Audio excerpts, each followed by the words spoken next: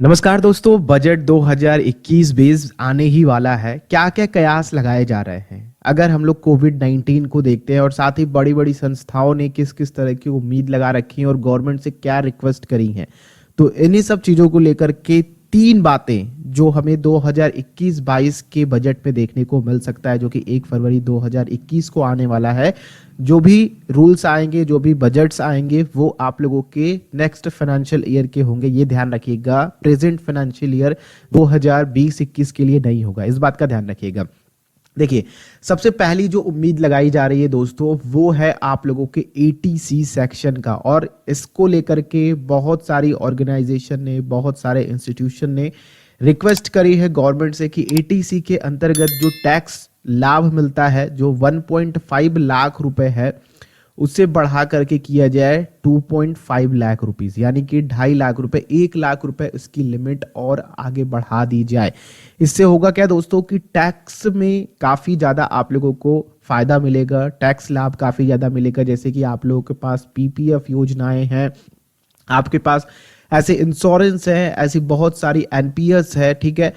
क्योंकि अगर आप लोग ईटीसी सेक्शन को देखते हैं तो ऑलमोस्ट हर गवर्नमेंट स्कीम, जो कि लॉन्ग टर्म में अगर हम लोग रिटायरमेंट पर्पज से देखते हैं या फिर एक कह लीजिए कि फाइनेंशियल स्टेबिलिटी के हिसाब से देखते हैं, तो एटीसी सेक्शन को कवर करती हैं। और ये जो 1.5 लाख का कवर है वो फुलफिल नहीं हो पाता है, तो इसमें एक अपडेट देखने को मिल सकती है। और इसको काफ़ी इंस्टीट्यूशन ने रिक्वेस्ट करी है कि मैम इस पे आप जरूर ध्यान दीजिए। अब देखिए निर्मला जी क्या करती हैं, वो हमें देखने को मिलेगा 1 फरवरी को, जब बजट हम लोगों के सामने पेश करा जाएगा। नेक्स्ट दोस्तों, जो दूसरा है वो है आप लोगों का हेल्थ इंश्योरेंस को लेकर के, ठीक है। हेल्थ इंश्योरेंस दोस्तों, हमारे पास अगर देखते हैं तो हमारी फैमिली है, तो फैमिली में कौन कौन होते हैं? फैमिली में होते हैं हमारे पेरेंट्स, ठीक है, हमारे बच्चे होते हैं, हमारे वाइफ होते हैं, ठीक है। तो इनके बारे में जो अभी टैक्स छूट मिल रहा है आप लोगों को, वो मैं याद दिलाना चाहूंगा। देखिए, अगर आप लोग पेरेंट्स को लेकर के करते हैं, तो अगर वो सीनियर सिटीजन नहीं है, 60 साल के नीचे हैं, तो आप लोगों को 25,000 रुपीज तक की छूट मिल जाती है। ये एटीडी के अंतर्गत आप लोगों को मिलता है, इनकम टैक्स एक्ट के एटीडी सेक्शन के अंतर्गत ये छूट आप लोगों को देखने को मिलती है। वहीं पे अगर आप लोग चाइल्ड की बात करते हैं, तो चाइल्ड वगैरह को मिला करके और वाइफ को मिला करके इसमें भी आप लोग 25,000 रुपीज तक का छूट ले सकते हैं, ठीक है। और वहीं पे अगर आपके पेरेंट्स सीनियर सिटीजन हैं, तो ये जो लिमिट होती है ये 50K तक होती है, यहां तक कि आप लोग टैक्स छूट ले सकते हैं एटीडी के अंतर्गत। अगर दोस्तों ये चीजें हो जाती हैं तो हमें काफी बेनिफिट मिलेगा, हम काफी हद तक ज्यादा टैक्स बचा सकेंगे। तीसरी चीज दोस्तों जो कि काफी इंपॉर्टेंट है, वो है पीपीएफ को लेकर के।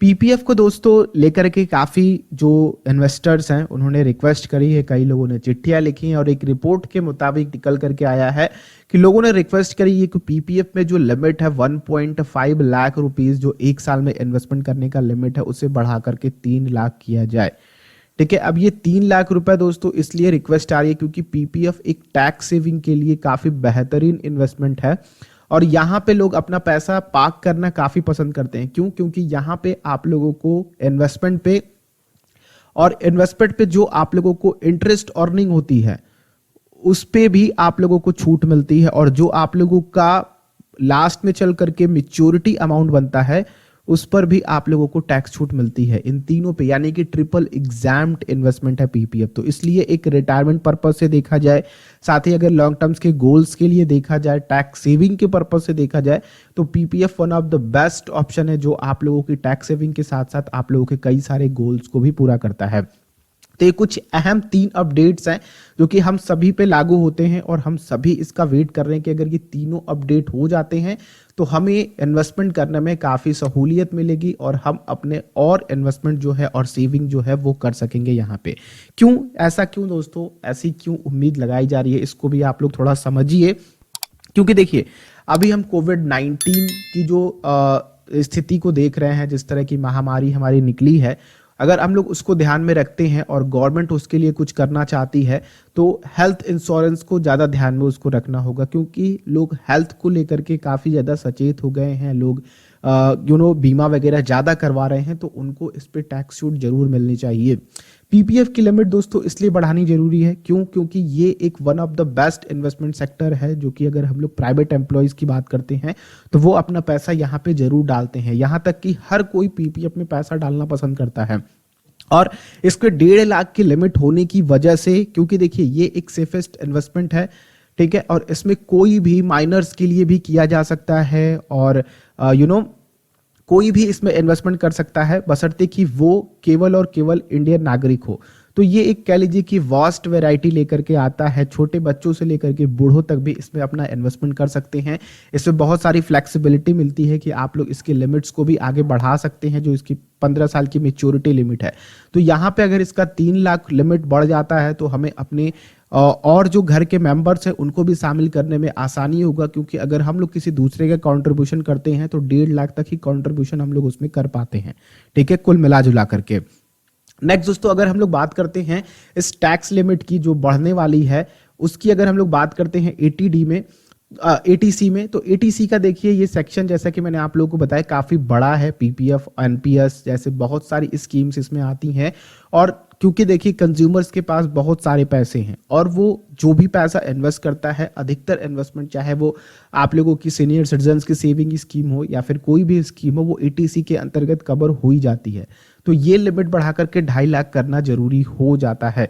तो ये कुछ 3 रीजन है, टैक्स सेविंग के ऑप्शंस हैं, जो कि काफी ज़्यादा गवर्नमेंट को ध्यान देना चाहिए इस पे, और इसको जरूर लागू करना चाहिए। जो भी रिक्वेस्ट करे जा रहे हैं इंस्टीट्यूशन की तरफ से, और मेरी तरफ से भी गवर्नमेंट के लिए ये रिक्वेस्ट रहेगी कि इसमें जरूर बदलाव करें। आप लोगों का क्या मानना है नीचे कमेंट करके जरूर बताएं।